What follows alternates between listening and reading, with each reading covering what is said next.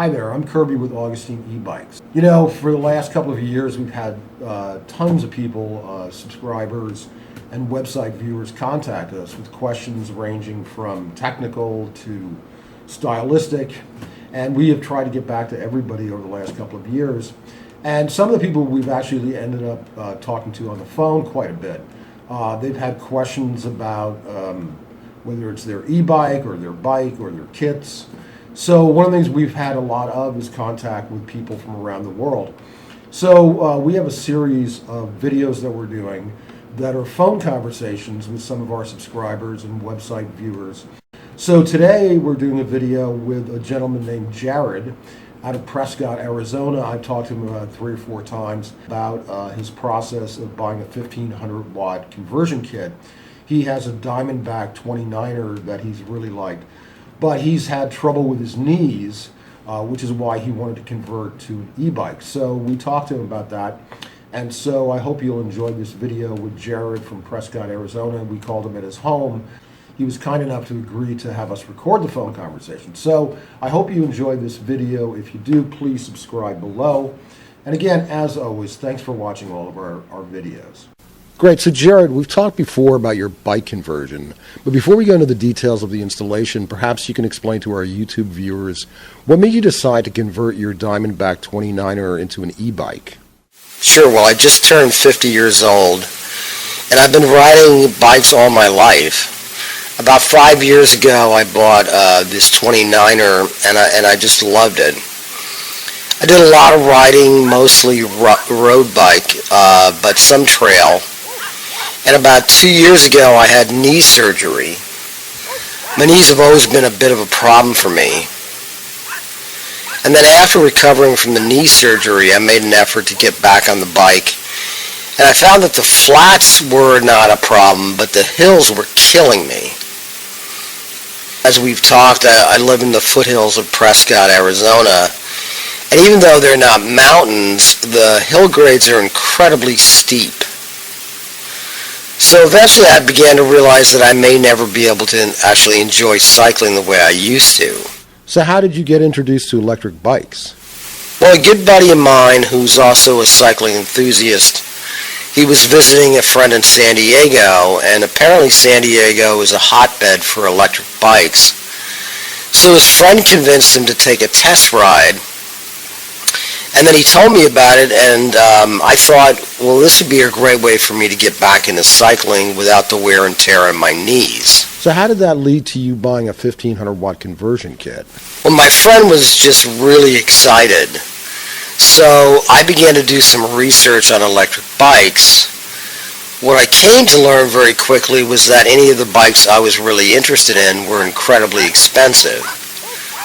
When I discovered the conversion kits, I thought, I have this bike that I really like, why not convert it? And it would also be a lot cheaper. And you know, as you and I have talked about, when I started researching the kits, there was so much information to sort through that it was hard to know what was going on and what was what. And that's when eventually I found you guys on YouTube, and I reached out and contacted you. Well, I'm glad you did.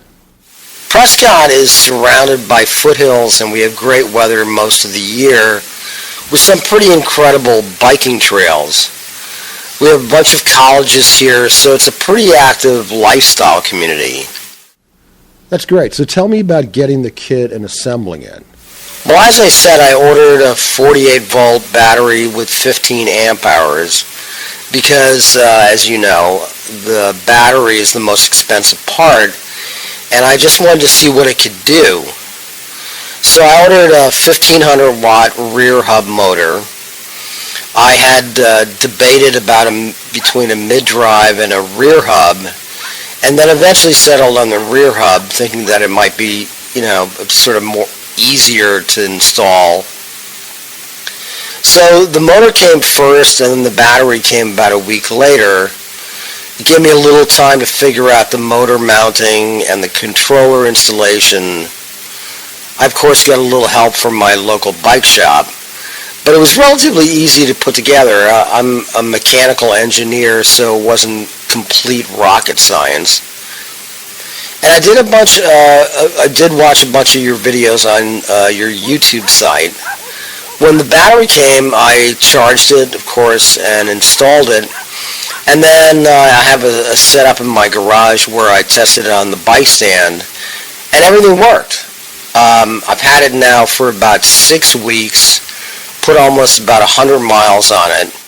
How do you like it?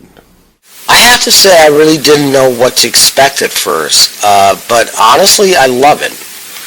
I would have never believed that it would have that much power and would be that quiet.